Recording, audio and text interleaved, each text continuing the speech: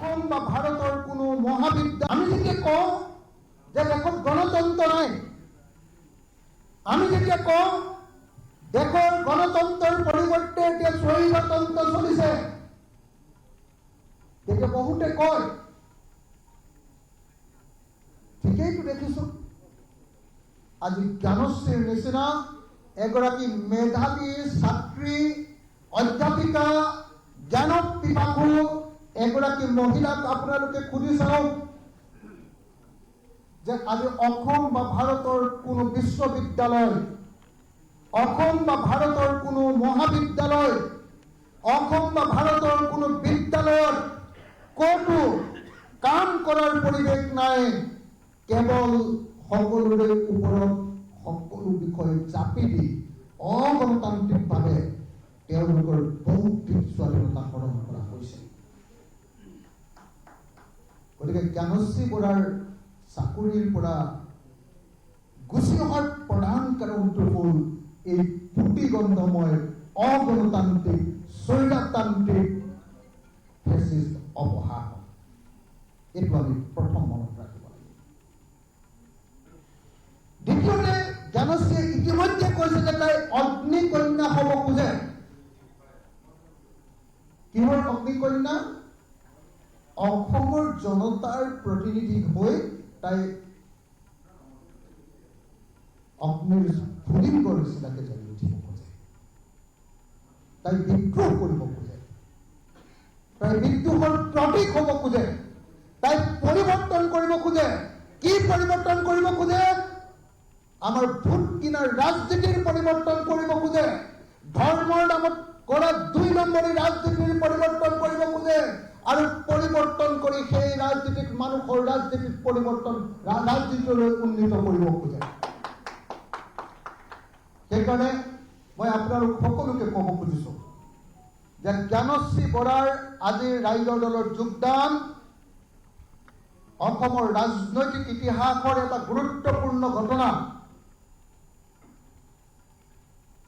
এগৰাকী মেধাৱী অধ্যাপিকাই নিজৰ কলেজৰ চাকৰি এৰি কলেজৰ চাকৰি জইন কৰোঁতে লাখ টকা আৰু শেষৰ পৰ্যায়লৈ এগৰাকী কলেজৰ অধ্যাপকে ৰিটায়াৰমেণ্ট লয় প্ৰায় ৩ লাখ টকাৰ দৰমহা।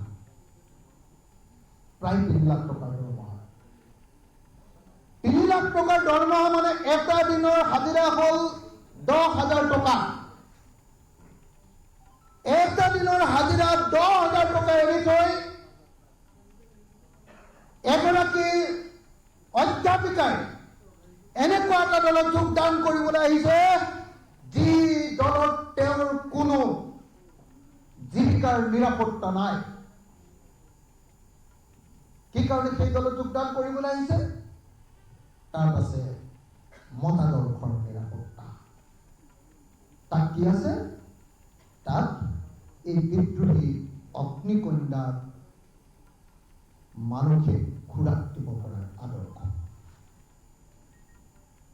আজি আমি ৰাইজৰ দলে গঢ়ি তুলিব খুজিছো এনেকুৱা এটা দল হিচাপে, এনেকুৱা এটা ৰাজনৈতিক দল হিচাপে যি এটা পৰম্পৰাগত ৰাজনৈতিক দল নহয়, যি এটা পৰম্পৰাগত ৰাজনৈতিক দল নহব, যি এনেকুৱা এটা ৰাজনৈতিক দল হ'ব যি সংবিধানৰ ভিতৰত থাকি, যি এই গণতান্ত্ৰিক ব্যৱস্থাটোৰ ভিতৰত থাকি অসমৰ ভিতৰখনত এক বৈপ্লৱিক পৰিৱৰ্তন সাধন কৰিব খোজে। কি বৈপ্লৱিক পৰিৱৰ্তন সাধন কৰিব খোজে? এক, অসমৰ বৰ্তমানৰ ফিউডেল কালচাৰৰ পৰিৱৰ্তে এটা প্ৰফেচনেল কালচাৰ আমি আনিব খোজো। মানুহে যদি বুজি পোৱা নাই, যিসকলে বুজি পোৱা নাই, মই তেওঁলোকৰ কাৰণে মুকলিকৈ ক'ব খুজিছো যে আজি অসমৰ প্ৰত্যেকটো কামতে কেৱল সামন্তীয় চিন্তা। আমি যি কাম কৰিছো চব লাংফাং কাম।